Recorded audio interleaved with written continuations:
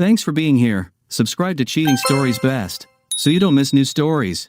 The past is in the past, right? In today's story, we'll learn our protagonist's principles about that. Enjoy the story! This is a great shot of all of us. I think it was Erica's birthday. By that time, we had probably already finished at least 2 bottles, because, judging by the expression on my face, I had that stupid, smug grin. Kara isn't much better either, laughing like crazy about something on the other end of the table while Val pokes her in the ribs. It's a great shot of the 5 of us, and I remember it was taken by the hot guy who was putting away the glasses on Erica's orders. Erica has always been like this, and thanks to her model looks, she rarely encounters resistance. In fact, her whole life seems frictionless. She moves effortlessly from one thing to another in her light summer dresses, with her perfect blonde curls and long eyelashes. Her husband is a builder by trade, burly, with rough hands and a great smile.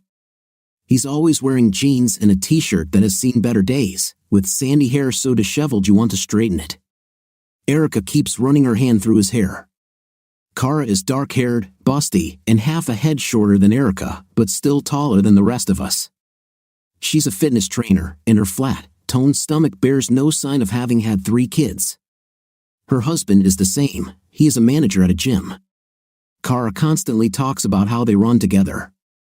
Considering that they are in their early 30s, have 3 children, and a lot of energy.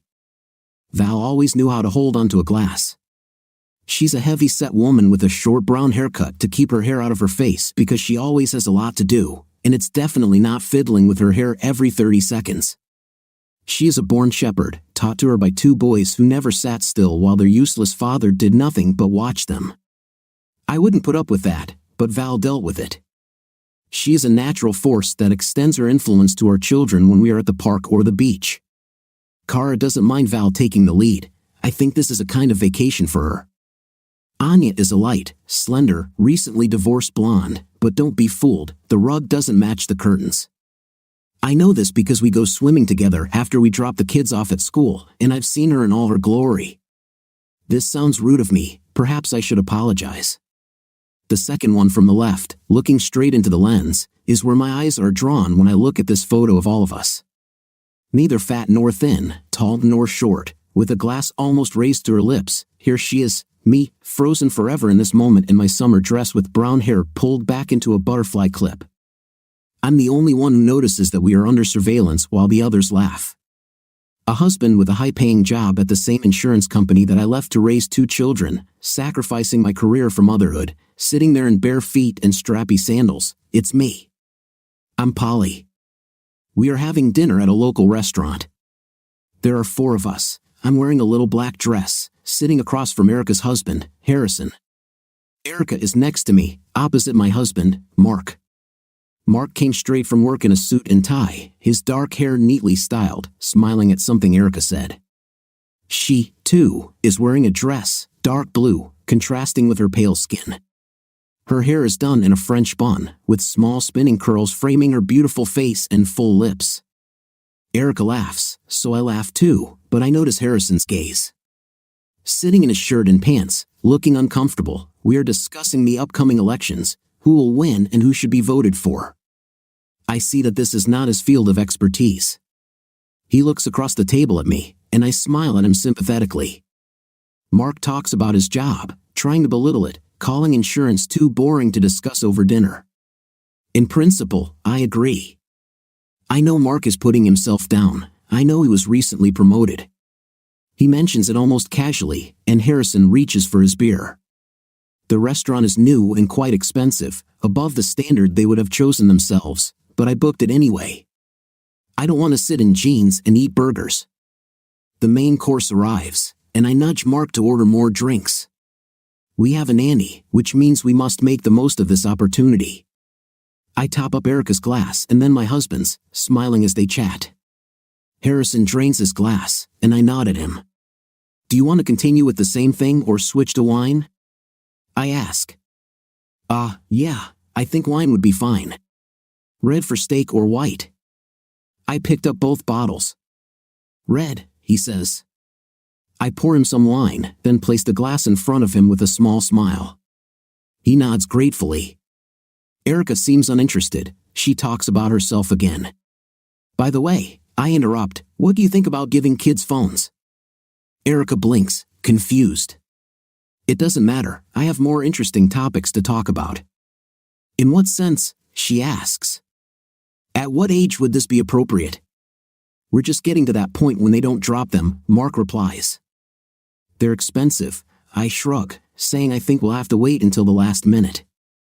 I know Val has a phone number for her oldest, but I'm worried about all the pressure on them with social media these days. Are you afraid they'll share too much? Erica asks. Yes, moreover, I'm afraid that they will do something stupid, and it will remain forever, like bad haircuts or questionable outfits. Imagine if we had phones. All our friends would have had phones when we were their age. Imagine being a teenager when everyone has a lens in their pocket to capture your awkward moments forever. I smile at everyone as if pleased with myself for voicing this thought and take a sip of my drink. I guess, Mark replies, though I don't think I had anything worth photographing at that age. Why, dear? Were you bored? Mark tenses slightly but smiles back at me, answering, I was careful. I wasn't looking for trouble, if that's what you mean. So you'd have endless pictures of yourself doing your homework, praying, and sports? I was a good kid and smart too. Top of the class, right? I smile at my husband, replying, come on, you were a great nerd. Best in math, best in physics. Out of the corner of my eye, I notice Harrison fidgeting in his seat. Erica, what about you? I ask, turning my attention to her. Oh God, no. I'd be terrified. If only there were photographs of everything from that time, she exclaims. I see she's a little tipsy, waving her glass around as she talks. I choose my moment with extreme care. So if we found you online, what would we see? I ask casually. Erica thinks for a second, then smiles sweetly. I notice the confusion and know I'm on target. Let's see, I say, taking my phone out of my purse. Polly, no! God, what are you doing? There's something on the internet about all of us. What do you think there will be about you? Erica laughs, sipping her wine, but her eyes follow my fingers as I type her name into the search bar, adding a few details. The screen updates with the results. What happened there? She asks flirtatiously. I pretend to scroll the page. School fair. It was last year. Wow. You ran at the Classic? Yes, my result is listed there. It was 5 years ago, if not more. What is this? I stop my finger hovering over a recording. I feel Erica tense up. What? Asks Mark. I look up at Erica and smile. Harrison leans forward too. Erica's expression changes. It's definitely not you, right? I ask, touching the screen. An image appears on the screen of a young blonde woman in lingerie, wrapped around a chair in a seductive pose. I put the phone on the table so she can see it. It is also visible to our husbands. Erica quickly picks up the phone, frowning. I see it on her face. Her cheeks turn slightly red, and then her beautiful blue eyes meet mine. It's been a long time, Polly. I take the phone from her hand, looking through the rest of the images. I casually hand it to Mark. You look great. I reply. I wish I had a body like that back then. Erica looks at me, elbows on the table, glass at her soft red lips. Her smile widens. I'm a little jealous, I admit. Erica's smile widens, and she seems to relax a little. It was a long time ago. I worked a little as a model. I don't know how these photos ended up online. Maybe you have a secret fan base. I turn my attention to my husband, extending my hand. Have you seen enough, dear? Can I have the phone back? Mark hands me the phone back, and I place it face down on the table. Her photographs are still visible on the screen. I look at Harrison. No lingerie photos? I ask him. No, you can be calm here. Did you know about these photographs? Yes, I nod, looking away, replying, sorry, I didn't think I'd find anything. It was awkward. Don't worry, Erica tells me. It's all in the past. After dinner, we went home. I fell behind while Mark and Erica talked, walking next to Harrison. Sorry, I told him. For what? What confused you? I didn't know I'd find these photos. It's okay, Harrison shrugs. If someone showed me pictures of Mark, I would be horrified. Harrison doesn't answer. But you knew, right? You said you've seen them before. Yes, he did. You don't look very happy. That's life, Polly. That was before I met her. It's not awkward. I watch his face as his eyes switch from me to his wife's back. I nod in their direction. It's awkward. I didn't like Mark seeing practically without clothes pictures of your wife. I have to admit it must be hard knowing those pictures are out there somewhere and will probably be out there forever.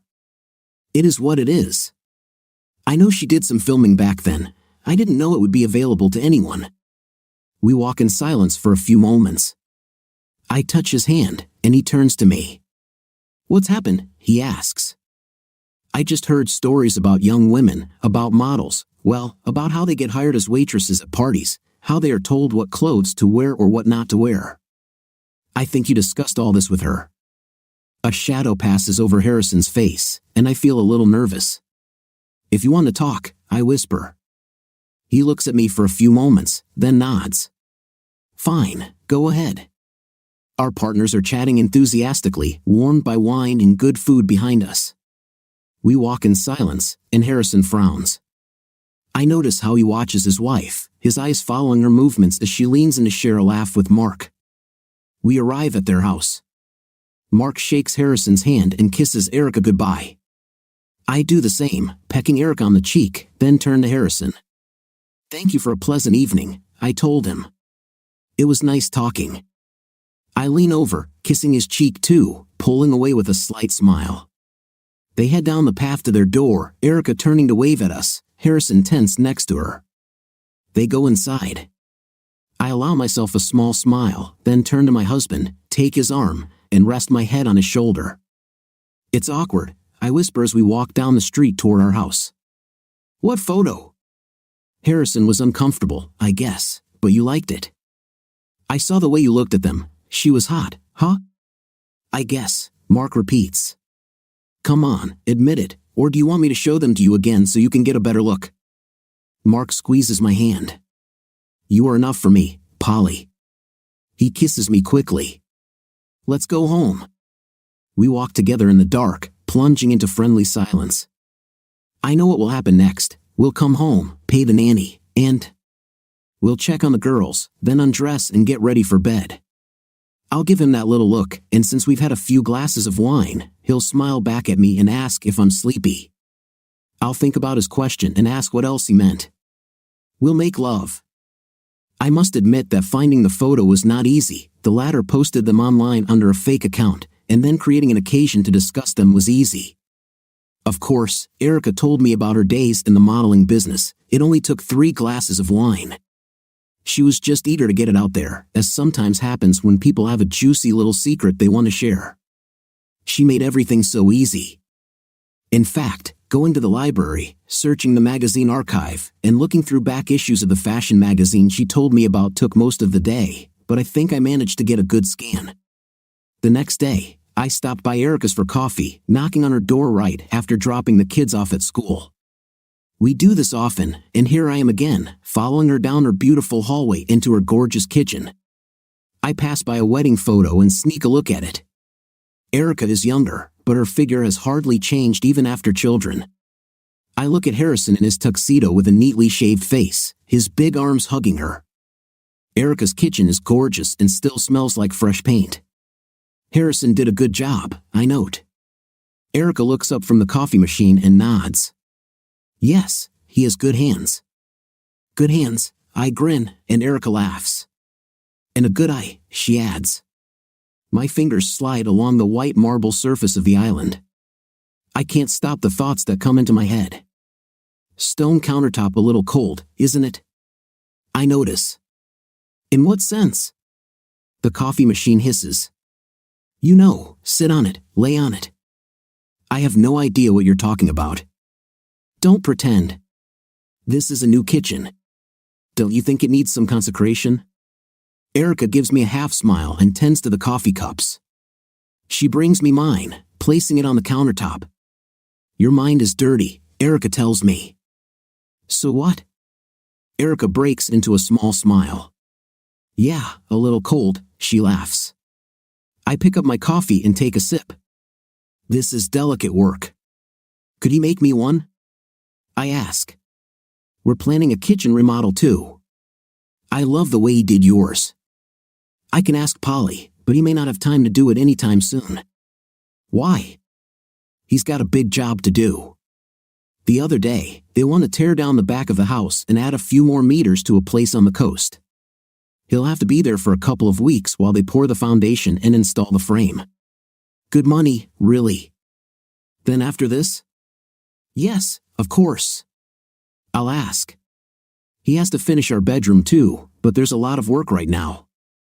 Builder houses? I answer, yes, builder homes are never finished. She agrees. What are you planning to do?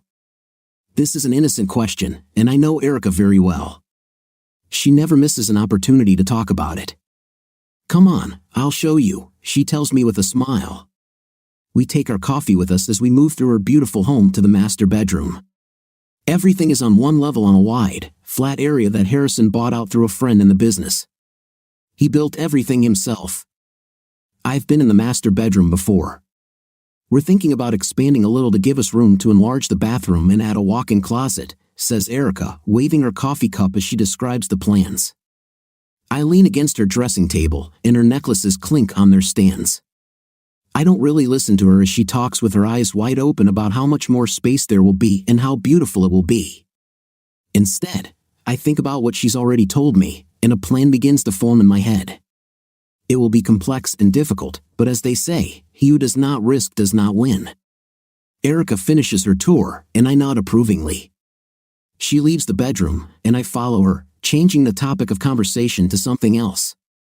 Behind her on her dressing table, one of her earrings is now missing. Harrison arrives at 9 o'clock. It's a weekday, so my husband Mark is already at work. I let him in and lead him to the kitchen. He looks so good in those jeans. Thanks for stopping by, Erica says. You'll be heading to the coast soon, I say. Yes, I have to drive an hour after that, but at least it's outside rush hour. Sounds like a lot of work. Yes, they want literally everything. We all want everything. It all depends on what we can get. Harrison looks around the kitchen with an experienced eye, then looks at me. No, thank you. I want to settle everything and get in the car, if that's okay. Of course. So, what do you think? What were you planning? Erica showed me your island table. I think she'd like one here. I stand in the middle of the room and smile at him. He smiles back, and I feel an inner thrill. I would love a smooth stone surface like this here. Let me see, Harrison says, pulling a tape measure from his back pocket. I'm thinking about a stone countertop like the other surfaces. Can you do that? I can do anything, Polly, he replies, giving me a smile. I have no doubt. I venture, and he measures the kitchen. There's something about him that I like, those rugged features. He's not taller than Mark, he certainly doesn't make as much money, and he's definitely not as smart. But maybe that's part of the appeal. Harrison left school at 16 and got a job with his big, strong hands. Mark is complex and witty, sophisticated in many ways, and thoughtful. Harrison is good for heavy work, he doesn't think much. He's here to get things done. I keep an eye on him, answering his little questions about where the appliances will be and what fittings I would like. Do you need to clear this with Mark? He asks. No, I'm completely in control, I reply. Yeah, that's how it should be, he laughs. What Polly wants, Polly gets. Right. Exactly. How does Erica feel about you going away for 2 weeks? I ask. She doesn't really like it. I can imagine. Harrison sits up and frowns at me. I answer quickly, you do a lot for her. Sometimes picking up the kids from school, she'll miss that. Yes, she'll have to cope on her own for 2 weeks. Erica's show is on alone. I smile to show that this is a light, cheerful conversation between old friends. Actually, this is not true. My heartbeat quickens slightly, and I feel a blush that I need to get under control. But she has you, Polly. Yes, I smile at him, but it's a forced smile. I see his eyes change. He takes the hint. I nod. Harrison rolls up his tape measure and puts the phone back in his pocket. He's finished with the measurements. Now, his attention is focused on me. He frowns. What, Polly? My smile fades, and I avoid his gaze. Polly? Well, I cover for her sometimes. Are you covering? Yes, sort of. In some cases, it's not hard for me to do it, pick up all the kids from school. She usually comes in an hour, and you know how much they all love to play in the park. It's not a problem. How often does she ask you? I shrug, looking back down at my hands, and then add, maybe once a week. Is she telling you no? Well, I asked once, and she said she was stuck in traffic. I don't know where she was coming from, though. Harrison is silent. I can almost hear the gears turning in his head. I laid it out pretty thick, but Harrison isn't very good at subtleties and hints. Is there something you want to tell me? He asks. I lift my chin and meet his gaze. I see it in his expression, and my heart pounds wildly in my chest at the audacity of what I'm about to say. It's reckless. If it helps, I've never seen any evidence that she cheated on you, I tell him. His eyes flash. It's probably innocent, I continue. The muscles in his jaw tense, and he replies, hey, that's good. Yes, I know. Sometimes these things come out, and then it turns out that everyone knew about it and no one told you. But that's not the case. We don't gossip behind your back. I hope not. I put my hand on his arm. I feel the roughness of his skin. I'm serious. If I knew anything, I would tell you. You're a good person, Harrison. You deserve the truth. Thanks, Polly. It means a lot to me. I squeeze his hand lightly in support and smile. But you're worried, right? Harrison pulls back, running his hand over the tabletop, studying it carefully, suddenly focused. No, he croaks. Well, yes, maybe. I understand. She's so beautiful. It's terrible to have to constantly look over your shoulder. Harrison doesn't answer, his attention focused on the smooth surface. I know how it is, I say quietly. Harrison looks up at me in surprise. Really? How do you know? Polly, what's going on? I shrug, looking down at my hands again, avoiding his gaze. I shake my head slowly without answering. He straightens up and comes toward me, hesitates. What's happened? He asks hoarsely.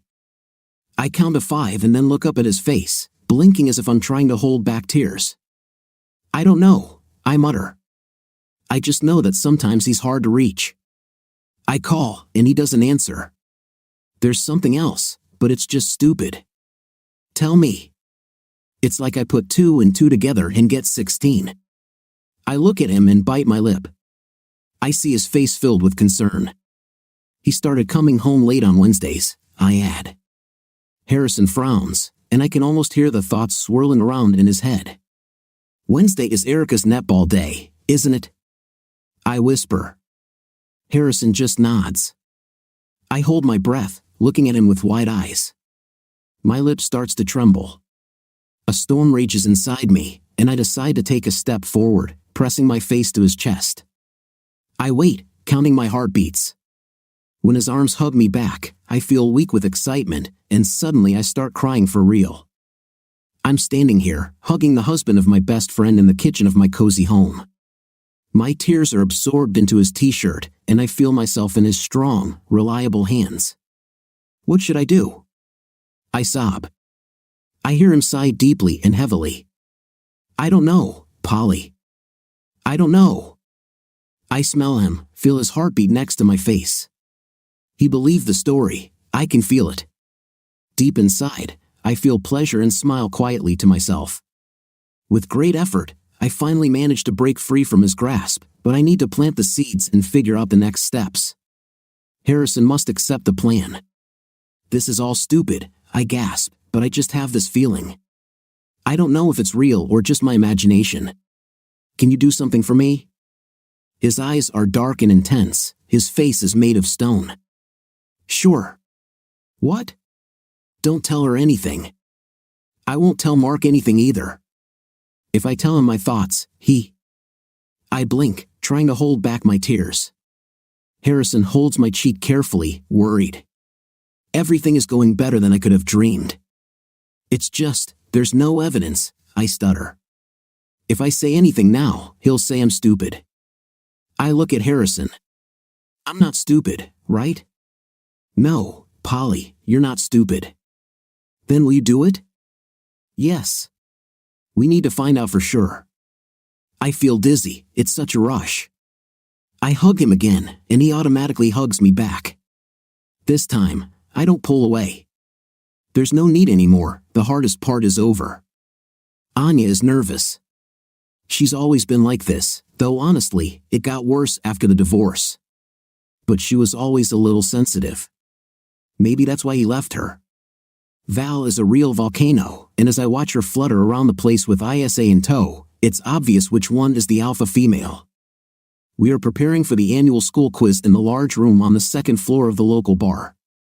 This is the main fundraising event for the team, and therefore Val's raison d'etre.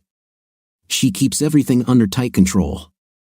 She's aiming to break the fundraising record this year because the new parents will take over next year, and she wants her fundraising achievements to remain a benchmark for everyone to follow. It's petty, but this is her world.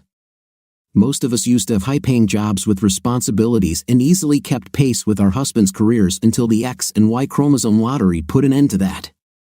Now we are super moms, running the house, raising children, funding new school sports equipment, and keeping ourselves in shape. It's also profoundly stupid how we have our little fights over who's boss, like we're back on the school playground. Val thinks she's the alpha, but she has no idea, really, I'm the alpha. There are two types of people in the world, I have discovered. Type A people always have a plan, while Type B people go with the flow. I'm Type A. I'm in control, and when it comes to getting what I want, I'm usually successful. I plan to get a good, loving husband with a reliable source of income, and I got it in the person of Mark. Choosing among male colleagues until I set my sights on him was fun. It was a thrill to hunt him down, to make him mine, but in truth, it wasn't hard. I got a job in February, and by the middle of the year, at a corporate party, he was already lying on a hotel bed, practically begging me to make our relationship permanent. The secret of my success, the secret of it all, is to find what the other side wants.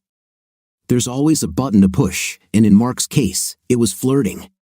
He liked it when something flashed in front of him and then was taken away, or rather, he gradually began to like it. It also gave me a lot of control to decide whether he would get what he needed or not. More precisely, I could decide when and if I would respond to his advances. That's the thing with Mark, he's reliable, very reliable. I usually tell people he's good with numbers. If he engages in conversation, I add a sly smile, hunting but not going overboard, and Mark puffs out his chest proudly as I follow up by clarifying that he's also good at math. This raises his self-esteem a little. The reality is different, he's good at math, but what he does in bed is more of a pattern. At the beginning of our marriage, I tried to add a little spice and introduce something new, but it never caught on. I realized two things. Mark will never change, and I need something more. I need a plan. Anya is another type of person, she never has a plan. Her husband left her a couple of years ago, leaving her with a daughter the same age as my youngest and a son who is now going through terrible twos. She gave birth to him in an attempt to save her marriage. Horribly, one evening, after drinking almost a bottle of wine alone, she burst into tears and confessed it to me, sobbing on my sofa while I played the role of a devoted friend and handed her napkins. She is a clear example of what happens if you don't pull yourself together. Anya is a couple of years younger than us. Her daughter is lovely, just like her mother. Anya is slender, pleasant, and pretty, but the smile that once lit up her face is now a rarity because she has to raise 2 children alone. She is the epitome of the difference between tactics and strategy. Her tactic was to bring love back into the relationship by having a second child, whereas the strategy should have been to stay with one child and look after something better instead of hooking up with some single dad at school and moving up. Now she's unavailable for dating, saddled with a toddler and no time for herself. Have you ever heard the old saying that you don't quit a job until you find a better one? Anya is a vivid example of what happens if you don't follow this advice. After an hour spent in the hall, we drink our morning coffee, but there are only 3 of us, Erica, Anya, and me. Val went to pick up the tables from the rental company. Anya takes the bag, apologizing. She signed up for a gym class, trying to fit it into a little break in her day, leaving her son with her mother to keep herself in shape in case she ever has enough time to hang out with a man, let alone meet him. Erica looks after her. She'll drive herself into a hole, she observes. Metaphorically, I clarify. At this rate, maybe even straight away. Poor woman. Yes, I focus my attention back on Erica. She's sitting over her half-drunk cup of coffee, her long blonde hair pulled back into a clip. But now that we're alone, she's thoughtful. Well, what's new with you? Since we've been discussing the world for half an hour, Anya shrugs. Nothing special. I study her face for a while and then answer, but still, there is something. What's the matter? Suddenly, Erica sighs heavily, leaning back in her chair, her finger nervously drumming on the rim of her cup. I remain silent, giving her time to collect her thoughts. I don't know, she finally mutters. Job, house. Erica works shifts in one of the boutiques on Main Street, selling elegant and fashionable dresses. It's hard for me to imagine that there is a high load there. House? I carefully clarify, but Erica remains silent. I feel that tense excitement again. Bedroom? I ask slowly. Erica nods, and I try to keep my expression serious and sympathetic. I want to hear her problems. Yes, she admits. It's like, I don't know. I just can't explain it. Are you feeling a little out of place? No, it's not about me. Here's the rub, I'm fine, but there's something wrong with him. Something is wrong, and I just don't know what it is. Did you talk about this? Erica shakes her head and then continues. I kind of tried, but it was like talking to a wall. He just shrugged it off. Maybe he has his own problems. I know he's having problems with his client. She crawls around the construction site on all fours, looking for defects. But this is not new, and it has never affected our bed before. I lean over and take her hand. She looks up, and our eyes meet for a moment. I imagine what it would be like for Harrison to look into those blue eyes, how they could melt anyone they looked at. This is the one factor that I cannot control. I've been through this before, I admit, lowering my voice. I had to figure it out myself. This comment piques Erica's interest. How? She asks. The point is that we need to get them to switch to other things, distract them from this. I'm in the same situation now with Mark, if you can believe it. Erica winces, but I see that she is interested in my idea. Oh honey, I'm sorry. No, it's okay. Actually, that's a good thing. Do you want to know? Yes. I realize that if the bedroom gets cold, sometimes, in order to warm it up again, you have to freeze everything first. Erica frowns, puzzled by my words, but she doesn't take her hand away from mine. It's simple, dear. No need to push, just take a night off the agenda. The psychology of men, suddenly he has something more important to focus on than work, or at least more important to you. Erica looks at me and then suddenly laughs. So you're saying that the cure for lack of intim is an intim diet? Yes. If he doesn't give you what you need, keep him hungry until he does. Erica pulls her hand out of mine, takes her cup of coffee, and finishes it. Her beautiful blue eyes sparkle as she looks at me over the rim of the cup. When she places it on the table, she smiles. I got you, honey. I tell her to stick to my plan, and I'll help her figure it out. It's either madness or genius, Erica replies. This is genius. Trust me. Follow the plan, and everything will work like magic. How long? It depends. How long did you last with Mark? I shrug as if this is an insignificant detail, then quietly add, we need to wait at least a few weeks. How long are you going to keep it this time? Have you decided yet? I see the seed I have sown growing right before my eyes, and I feel a pleasant warmth inside. I smile at her.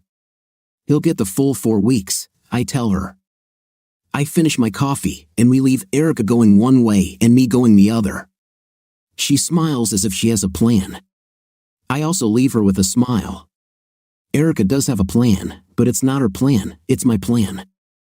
Mark returns home with flowers. I don't have the slightest idea why. You know when my birthday is, right?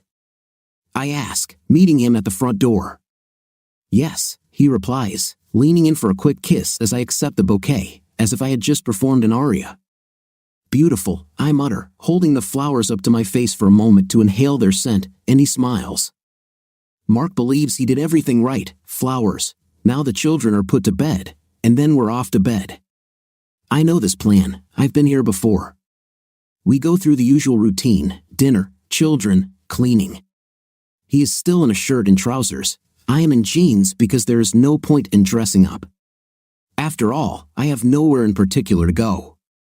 The flowers stand in a vase, subtly filling the air with aroma. I open a bottle of red wine. Want some? I ask. My pleasure, Polly. I pour us a glass and pass one to my husband. He gives me a small, genuine smile.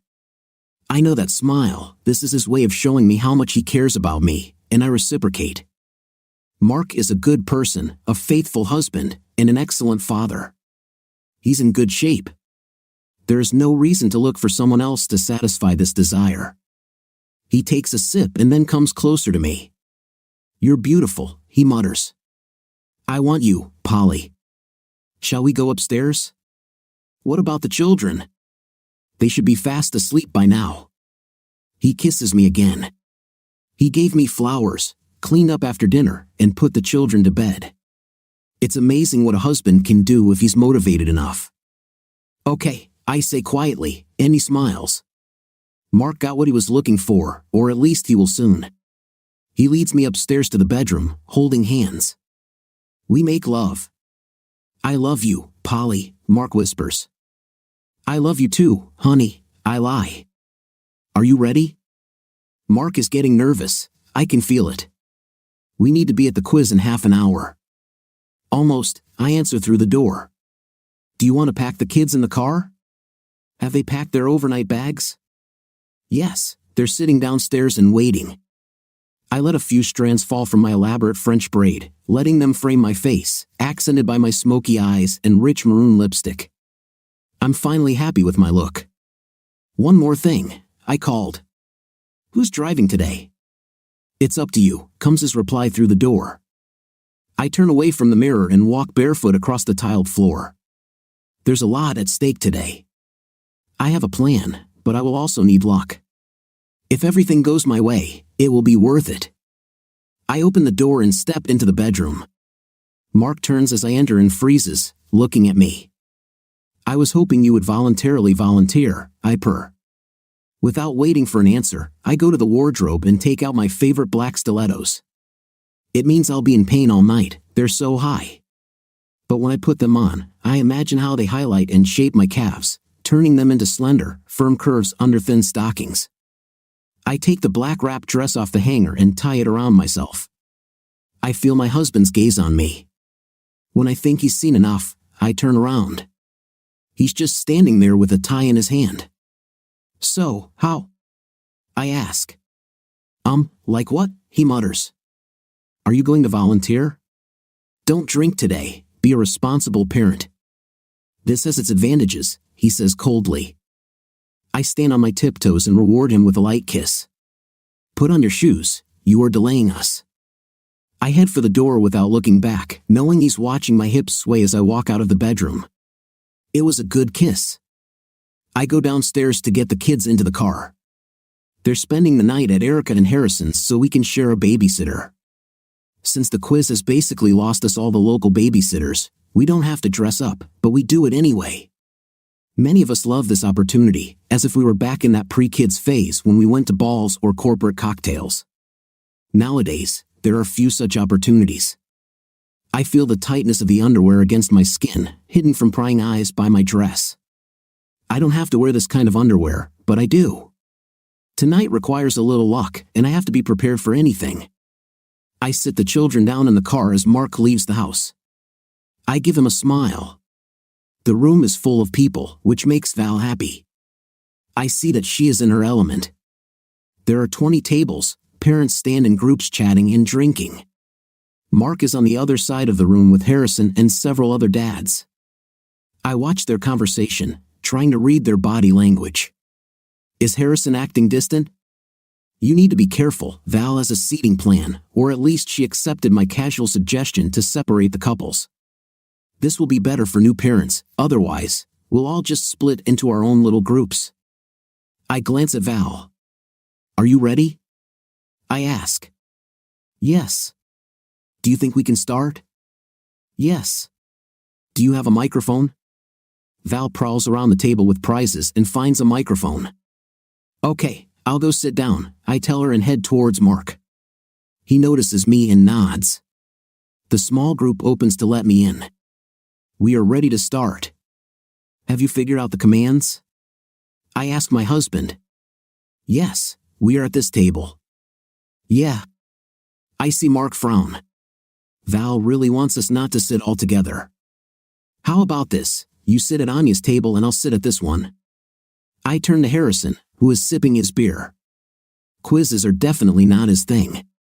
Harrison, where do you want to sit, with Mark or with me? I don't know. I don't care, he replies. But I do care where Harrison spends the evening. Erica comes up with papers and pens, handing them out to the tables. Honey, why don't you sit down with Polly? I'll sit with Mark, she says. Harrison looks a little uncomfortable but then agrees and takes his seat. I move closer to my husband. Are you happy with this arrangement, dear? I think it will be more honest, I tell him quietly. Are you against me, seriously? Well, are you ready for the competition? May the best man win, he smiles in response. I'll go get some drinks. I leave them at their seats and head towards the bar. I know everyone drinks. I order a couple of beers for Mark and Harrison. This will be my husband's last since he's driving. I order a mojito for Erica and a mocktail for myself. Then I order a shot of tequila. Mark is absolutely right, let the best man win. After what he saw under my dress and the way I swayed my hips, he thinks it's going to be him, but it's not. I pour a shot of tequila into Erica's mojito as Val addresses the crowd. We are in third place after 2 rounds. We should be higher, but I gave some wrong answers. It's amazing how easily some people give in and begin to doubt themselves. If they give an answer with enough confidence, Harrison does this all evening, getting quieter, watching his wife and my husband laugh together at the next table, winning while we fall behind. I continue to order drinks because that was the deal for today. Erica pays for the babysitter and I cover the cost of alcohol. I continue to order a mojito while I drink some kind of sugary soft drink made from lemonade and fruit juice, pretending to be the same. Succumbing like her, Harrison is not far behind. He already has a small collection of beer bottles. Val reads out another wrong answer, and the whole table sighs. Another exact answer of mine turns out to be incorrect.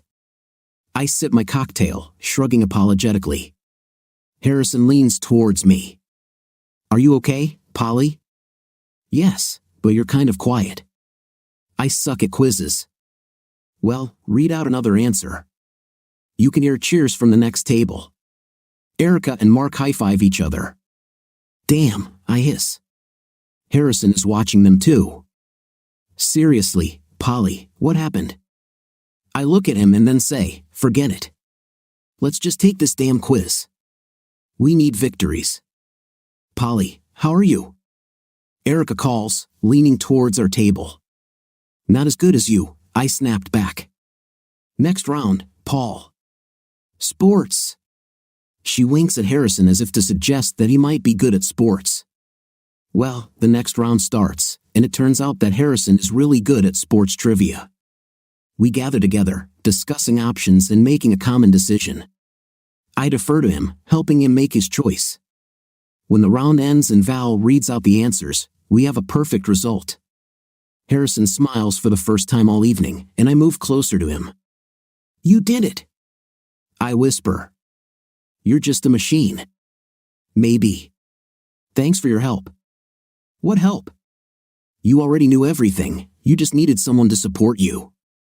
Thank you, Paul. I smile at him, and he smiles back. I reach out and pat his hand. He doesn't pull it away. At the next table, Erica has become quiet. She's quite drunk, staring blankly at the question paper. Mark carefully watches her, although he continues to talk with Anya. None of them look at us. I squeeze Harrison's hand, and it gives me pleasure. He finally perks up, buoyed by beer and victory, smiling at me. We're going to win the quiz, although he doesn't know it yet. I know because I've already looked at all the answers. I'm going to lead Harrison to a surprise, sensational victory while his wife dives into her mojitos. As the end of the fourth round approaches, I return with another round of drinks. I put the beer in front of Harrison and the lime and lemonade in front of my husband. Erica switched to wine, so I bought her a large glass. I have some kind of pink and peach mixture in my glass, which I put in its place. How do you like these cocktails, Paul? Harrison asks. You've been drinking them all evening, not like your wife. I answer him, though I should probably just sit. I stagger a little, and Harrison is there instantly. He wraps one arm around my elbow and the other around my waist, carefully placing me in a chair. I think I'm a little unwell, I admit. I'm not lying. If I have to take another sip of cranberry juice, I'll probably spit it out. Yeah, maybe you've had enough. I look at him through narrowed eyes, seeing that he is worried. Behind him, Mark is talking to Erica. She's already at her limit. I'm surprised she's still standing after everything I poured on her today. Their team has lost ground, and somewhere in Erica's head, this is painful. The husband is doing everything he can, but she is already too far gone. We need to act. Slightly slurring my words, I address Harrison. Listen, I need to talk to Mark for a minute. I stand up and head over to the table where Mark is sitting, facing away from Harrison. I lean over, gently bending at the waist and keeping my legs straight. I know how it flatters my figure. I want Harrison's eyes to remain on the curve of my wrap dress. I lean on my husband's shoulder. Listen, I think Erica has had enough, I whisper in his ear. Yes, she drank a lot today, he agrees. I thought maybe I should stop this. What are you talking about? I laugh quietly. I think your quiz is over, dear. Maybe it's time to show chivalry, to act nobly. Will you win in the meantime? You want this set of wines, right? Your wife is about to bring home a well-deserved prize. He knows what his wife is wearing under her dress. The victory of the wife is the victory of the husband. Do you know what I mean? Help me, and I will help you when I get home. And how are you going to help me, Paul? I move closer to his ear and whisper, in bed. I stand up, moving away from him. I know what I look like in my tight black dress standing in front of him. I don't look away. Mark nods, and I give him my most charming smile before returning to my seat and sitting next to Harrison again. A few minutes later, Mark approaches us with an unsteady Erica. Honey, I'll go, she makes sounds, sighing theatrically. Mark will give me a ride. Is she okay? Anya asks, coming up from behind. This was not part of the plan. Fortunately, Mark has already taken matters into his own hands. She needs to lie down, I'll give her a ride. I'm driving, Harrison nods. Okay, he agrees gloomily, his expression hidden, then adds, I'll take my coat. My pulse jumps. No, it shouldn't be like that. I quickly stand up and give my husband a meaningful look. I'll go too, I intervene. We can't just let them go together. I wrinkle my nose, and the corners of my lips turn down. Do you really think something will happen? Harrison asks quietly. What do you think? You saw them yourself all evening. You were here too, you saw how they behaved. I frown, blinking as if trying to hold back tears, right in front of everyone. Harrison, right in front of us. Well, read the next question, Val prompts, but I don't pay attention to her. My entire concentration is on the man next to me. He has kind eyes, and I see concern in them. He's not particularly skilled at stealth, but I laid it all out for him. Now I need to do the last part. How do you know, Paul? He asks. I reach for my purse and squeeze the object lying there with my fingers. I bring my clenched fist to his face. This is it, I whisper. I found this on the carpet in our bedroom. I open my hand to show Erica's earring, which I took from her dressing table. Harrison's eyes widen. The room is noisy, but now it's just the two of us, Harrison and I, sitting in our little bubble, staring at the tiny piece of jewelry that changes everything. What should we do, Paul? He asks. I close my eyes and squeeze, letting a tear roll down my cheek. He operates on autopilot, taking his cue from me. I don't react, joining in the celebration of our victory, but then I pull him aside and whisper that I need to leave. Harrison takes me by the elbow and leads me down the stairs, through the main entrance and out into the street. We walk down the main street in silence, his head down. Sorry, I say. For what? You're not that cheating, lying. Harrison choked. I can hear the emotion in his voice, and I want to scream and scream. There is a small park across the road, everything is falling into place. We cross the street and run into the fence of the park. I can't. I gasp. What's happened? I can't just go in there. Damn. I need to collect my thoughts. Have you seen them? They were so damn frank, they could have walked out holding hands. Paul, calm down. Everything is fine. That's not true. I say sharply. That's damn not true. I need help. Just get me off this damn street. I turn into the darkness of the park, leaving the streetlights behind. Harrison hurries after me. The pulse beats in my neck, increasing with the wild rush of adrenaline.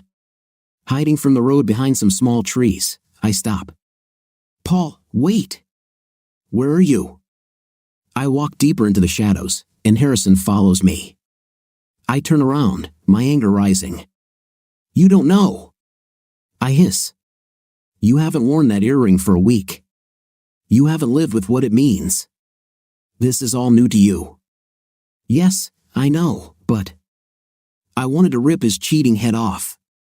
I interrupt, but it doesn't work that way. I have to think everything through. And you have? Have you thought about what this means? Harrison is horrified. Even in the dark, I can read his expression. My whole body is tingling. I had a plan for today. I was going to show him. I was going to make him choose. What plan? This plan. That's what I promised him. I tug on the bow at my hip, and my wrap dress flies open. I throw it off, letting it fall onto the grass. The hairs on my neck stand on end. I was going to give this to him.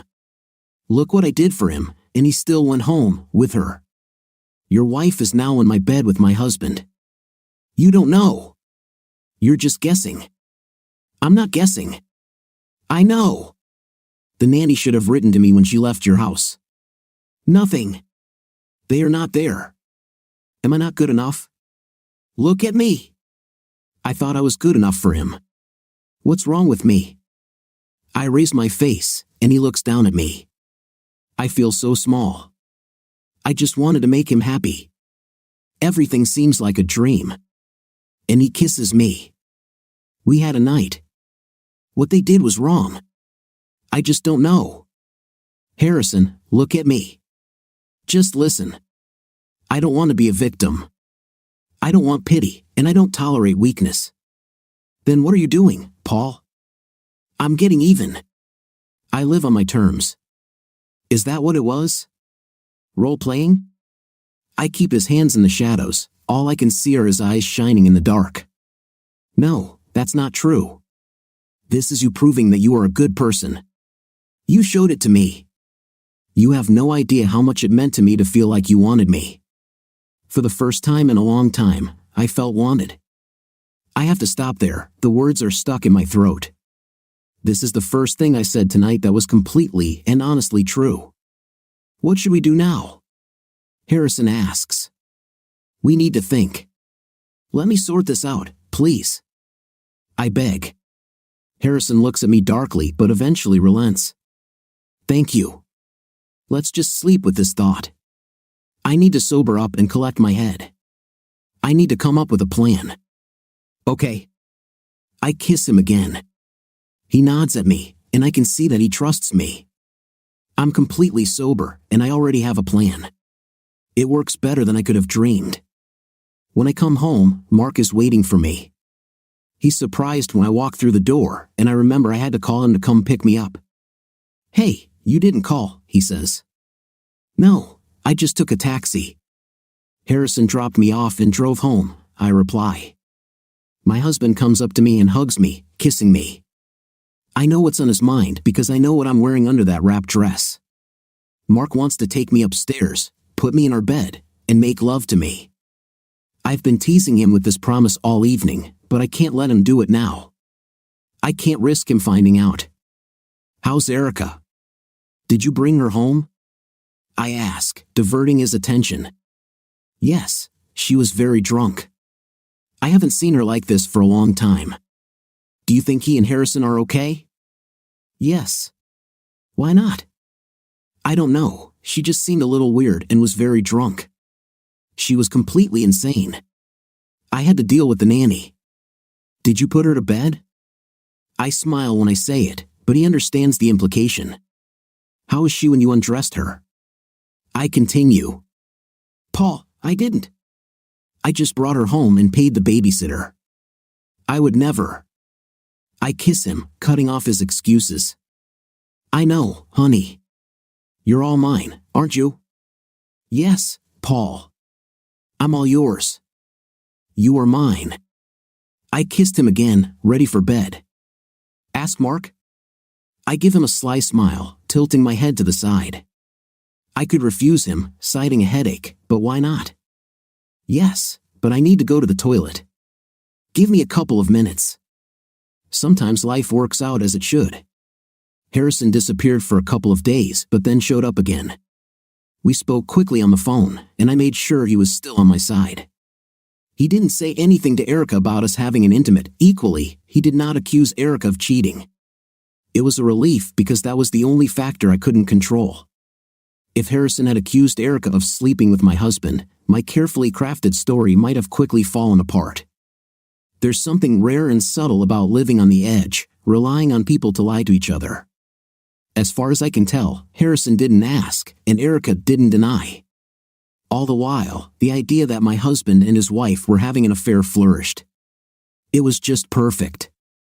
But I had a backup plan in case Harrison needed another reminder. I have a pregnancy test at home on which I drew a cross. It's an old trick, but it works. Over coffee a few days after it all happened, Erica told me that Harrison was going to the coast to supervise construction at the end of the week. She sounded different, as if this was not just his departure for work but as if some kind of distance had appeared between them. This pleasantly surprised me. Erica will stay here as it's school term, and she needs to take the kids to school while Harrison will be alone on the coast. When Mark enthusiastically accepted my offer to take our kids on a weekend camping trip as a daddy-daughter adventure, I felt like I had won the lottery. My family will be somewhere far away, and Erica will stay at home, so Harrison will be alone an hour away from us. As luck would have it, I managed to catch him at school in the middle of the week. Harrison is wearing his usual jeans and t-shirt. The t-shirt is old, with a hole in the waistband and a paint stain on the chest, but he looks good, his wild hair and 3-day stubble somehow matching perfectly. I approach him, making my way through the groups of mommies. Hi, I say. Polly. How are you? Not great, specifically. How did it go after the quiz? Harrison shrugs, looking around to make sure no one is listening. Oh, as expected. After she emptied the bar, she immediately fell asleep on top of the bed, still in her dress. Are there any traces? You know what I mean. Listen, I couldn't tell. Maybe she just passed out or went to bed after that. Of course, I didn't check, not after that.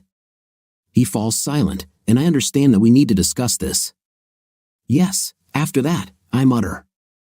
I just wanted to say thank you. I felt as if I had been passed over. You were so kind. You were so damn hot, Polly. I would never have thought you were a good person. You deserve better. You've been so good to me. I give him a quick smile, and he smiles back. It gives me confidence. Listen, I was thinking we should probably spend some time figuring out what happened. Erica says you're leaving for the coast tomorrow? Yes, for 2 weeks. Why? Mark is taking the girls camping. They'll leave after work on Friday. What are you talking about? Polly, I'm not asking, I'm offering. I leave it at that, watching his reaction. In the heat of the moment in the park at night is one thing, agreeing to repeat soberly while waiting for our children at the school gates is something else entirely. I feel like I'm holding my breath. Okay, come Friday night? Certainly. I'll give you the address. I can't believe it was so easy. It seems like he crossed some kind of line. I can't believe I'm going to the coast on Friday night and having a night with Harrison. I'm already planning what I'll wear. Here they come, Harrison remarks, turning toward the gate. I turn around too, but my thoughts are far from here. Spending the night with him, waking up with him as if we were really together, I can't wait. The drive along the coastal road starts slowly, weaving through traffic jams. I could have left an hour later and avoided all this, but the thought of a delay of even a minute is unthinkable. I'm in the car wearing a cotton summer dress that's a little too short but long enough to cover my new underwear. I'm going to pull the straps off my shoulders and unzip, showing myself. I'm preparing for this moment with new underwear, makeup, and freshly done nails. I visited the hairdresser. I want to take off this dress and become Harrison's fantasy. The funny thing is that Mark doesn't even cross my mind. Good old Mark, the father of my children, faithful husband, breadwinner, reliable Mark who you can always count on. I feel like I'm someone else, released from prison for the weekend, able to roam freely. It's terrible what I do, but in a way, it's fair. I should be able to live my life. Why did it stop just because I gave birth to his children and put his ring on my finger? If I have the chance to hug Harrison's without anything body, why should I refuse it? My thoughts are racing through everything I'm going to do with him when I get there. I'm trembling in anticipation. Finding the address was not so easy. We had to turn onto a side street in one of the small coastal settlements.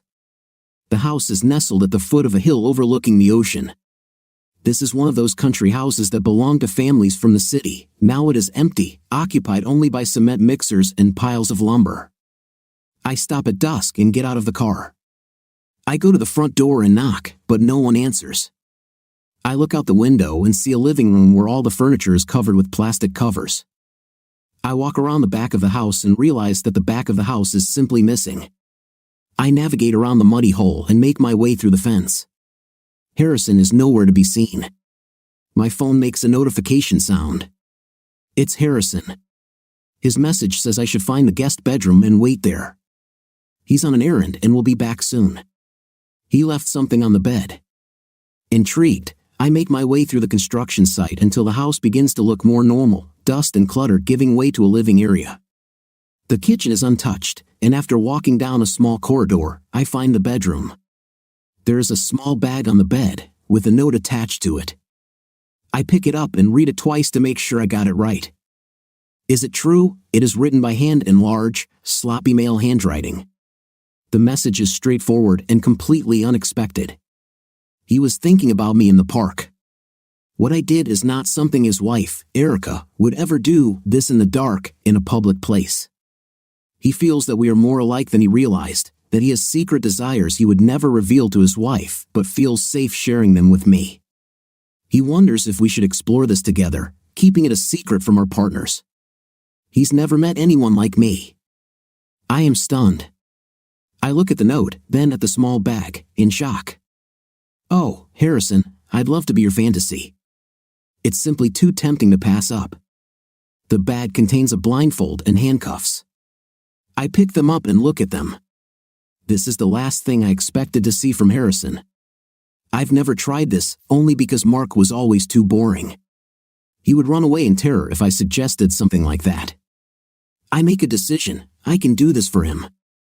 I can lie on the bed like this and wait for him. I will gladly become his fantasy if he becomes mine, quid pro quo. I send a message asking where he is. The bedroom is clean and tidy. The only thing that stands out is 2 old light stands in each corner of the room, with a thick yellow extension cord running from them to the door. I try the switch on the wall, but it doesn't work. The electricity is out. It's not like the park, where I gave him beer and then pushed him with words and actions. I didn't leave anything to chance this time. Everything will be different. It will truly be our first time. In just a few minutes, we are going to finally legitimize our romance on this bed. He will accept me as his mistress. Erica works in an office, as does Mark. Harrison works in construction, coming and going throughout the day. He can come to my house anytime, and no one will know. It will be perfect. The phone rings. Harrison's 2 minutes from here. He wants me to be ready when he arrives. I send him a smiley face and ask him to hurry up. I want him to know how much I'm waiting for him. I'm so excited, it's like I'm drunk. I hear footsteps and freeze, turning my head, trying to find him. Polly, we had an intim. I hear footsteps, then a click. More footsteps approach, and a hand pulls off my blindfold. I'm blinded, looking straight into the light, and my eyes fill with tears. The figure blocks out the light, and I blink rapidly, trying to focus on the face of the man I just had a night with. I start to smile at him, but then my face freezes, and my stomach churns as if I'm about to throw up. This is Mark. I think we'll leave the ring in place, Polly. This can be your little feature, your highlight, he says. What are you talking about? I whisper, overcome with horror. This is how they will know that you are a prostitute who is being sold, Mark explains calmly. Who? Mark, what are you saying? I ask, stuttering. Your fans, the ones who will pay to see you have a night, I gasp, staring at my husband. I look around the bedroom and begin to understand the lighting stands. Their location behind him reveals a tripod with a camera. A small black lens is pointed at my body. Finally, when I realize what he did, I look into his eyes and see anger in them. How, is all I can say, my mind reeling as the reality of my situation hits me. Harrison came home and ran into Erica right after you had an intim with him, like a prostitute in the park. She burst into tears, denying everything, and do you know what happened then? He asked. No, I whispered weakly. He believed her. Mark's expression is grim. There is a strange energy in his posture as if he is teetering on the edge of action. I don't want to find out, I don't want to provoke him. I've never seen him like this. He fell to his knees and asked for her forgiveness, and she forgave him because that's what people do who love each other, Polly, who trust each other. They can tell when their spouse is lying just by looking into their eyes. This energy seems to leave him as if the storm has passed. Now he just looks tired. The children stay with Harrison and Erica. We never went camping. Harrison moved back to the coast while you were driving here. You probably even drove past him. They will look after the children for a few days until we figure it out. I look at him in confusion. His calm, sudden composure is much more terrifying than his anger. I have no idea what he has planned. What are you going to do? I ask. He shrugs, and then my loving husband, the father of my children, tells me his entire plan. I'll free you, and then I'll get in my car and drive back to the coast. You will have 2 options. He shrugs again, pointing to the camera tripod and lighting stands. You can't be serious, I hiss, not believing him. Absolutely seriously. Harrison found a small apartment for you. You will be able to work on the internet, showing off your body in between picking up your kids at school and dropping them off. It's always midnight somewhere in the world, Polly. F***KU. Like I said, Paul, the choice is yours, but I'm done. I don't support you anymore. After this video, it will be difficult for you to find a decent job or win anything in court in a divorce, including custody. How could you? My children? How dare you? I shout at him, I don't. Oh, but you are, Paul, he growls, his icy calm evaporating, allowing me to see the hatred seething beneath him. This is enough to make me stop mid-sentence. I look at him, barely recognizing the man I married, only now realizing the extremes to which I've driven him. An icy fear grips my stomach. My husband worshipped me, the man in front of me is someone else. Option 2, he hisses through clenched teeth, you come back tonight, and tomorrow we open your account. You should start making money on your own instead of living off me. And what better way than to use your talents? We'll make a star out of you, Polly. You'll show everyone what you really are. He straightens up, looking at me, his eyes burning. I am speechless. He intends to do this, force me to perform on camera in front of strangers, condemn me to a life of private shows under studio lights to make ends meet, or I'll just leave. Yes, anyway, we're done, Paul. Marriage, everything. At least in the second option, you will be able to see the children when I decide that this is possible. I look at him, and real tears well up in my eyes. I don't want to lose my children. I don't want to leave the house we built together, the life we created together. I realize now, at the very end, that I don't want Mark to leave me. I want to tell him that I just missed him, that's all. I want him to understand that I still love him no matter what. I make one last attempt. I clear my throat. You know me, Mark. After all these years together, you're just going to let this happen? Are you just going to leave me to the wolves? Only you can stop this. You have to stop this right now. I still love you, honey. You can't do this to us. He looks at me, his eyes studying my face, my tears, the underwear I'm wearing. I would give anything right now just to have him touch me. I see him hesitate and dare to smile. Is that a threat, Paul? He asks. No, it's not a threat, Mark. I'm begging you. He looks at me again, and I realize that my plea has been heard. We have too much in common for him to just give it all up. Our marriage is stronger than this. Then he moves, and I watch in horror as he shakes his head and takes out his wallet.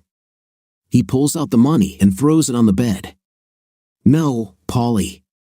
After all this time, this is goodbye. He looks at the small stack of bills. Thanks for the intimate. Hopefully, this will cover the cost. Mark turns and leaves. I collapse onto the sheets, and my body shakes with sobs as I realize what I've done. I didn't even have time to tell him which option I chose. I realize that he doesn't care. Mark arrives at 5 with our girls, and I meet them at the front door. He smiles as he unloads their things from the car and carries them into the living room of my small apartment. While my daughters tell me about their day, it's Friday night, and it's my turn to be with them for the weekend. Mark and I exchange a few words, more like business notes, discussing the organization of our children's lives. He mentions that he'll be at Shishiro's in the square tonight, which gives us both an opportunity to avoid an awkward situation. I keep the door to my bedroom closed, even though I have already hidden all traces of what Mark forced me to do. It's been a few months now, and I'm getting used to the routine, setting up the camera and doing my shows. This is the only condition he imposed on me in the end. I must continue performing, and everything I earn remains with me. If I work 5 days a week, that covers my rent and leaves some pocket money. But I also work at night, if the girls aren't around. I need it, working for tips from strangers to make ends meet, doing whatever they want. I do this, and he does everything he can to make our divorce look like an amicable breakup in public. This is his only concession, one small mercy for the sake of our children.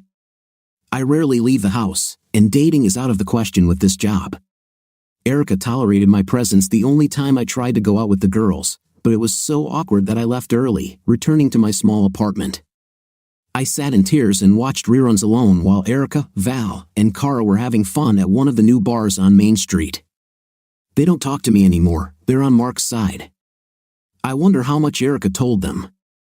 They don't know what I do now, only Mark, Erica, and Harrison know what they brought me to. I already have several regular clients, but they hide behind fictitious names on the screen. Some of them want to tell me their life story, while others just want to see what I'm doing. Looking back, I realize I didn't stand a chance. I fell into a trap set by Erica, of all people. She posted the video Mark took at the beach house as a teaser on my profile, making everything public and sealing my fate even before I had a chance to fully understand my situation. She deftly pulled me into the life of a prostitute on the internet without batting an eyelid. After I posted pictures of her in lingerie online, Erica took revenge by turning me into a low-life adult star. I think the truth is that the female is always more dangerous than the male. I get the girls settled in and decide what we're going to do for dinner, even though I already know what they'll want, so I order pizza. I put them in the car to pick up the order rather than have it delivered. There are several good options, but I choose a place in the square. I can't resist. They are all sitting at a table outside, enjoying the warmth of the early evening. Erica, wearing jeans and a blouse that is subdued but still shows off her model looks, laughs with Harrison. Harrison looks good. I think this is a new shirt. The light blue color suits him. Mark pours wine and makes some comments. Next to him, Analyse is talking animatedly, beautiful in her light summer dress, her hair tied back almost by accident. She touches my husband's hand. No, not my husband. Crap, my ex-husband. They're all laughing and having a good time, raising their glasses to celebrate something. I wonder what it is. It looks like they've won something, like it's some kind of celebration.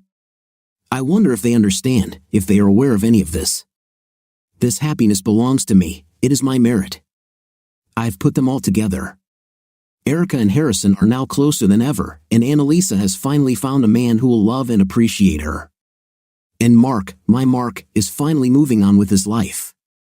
From my hiding place, tucked between the tables, waiting for my pizza order to be ready, I see Analyse touching Mark's arm. He gives her a soft smile that breaks my heart. They should look back with a deep sense of gratitude for how things turned out in the end. They should all be standing in line to thank me for their damn happiness, but they won't. What do you think of our story today? It seems to me that the husband was just fooled. It's another reason to think about your current relationship, isn't it? What do you think about this story? Let me know in the comments. See you in the comments.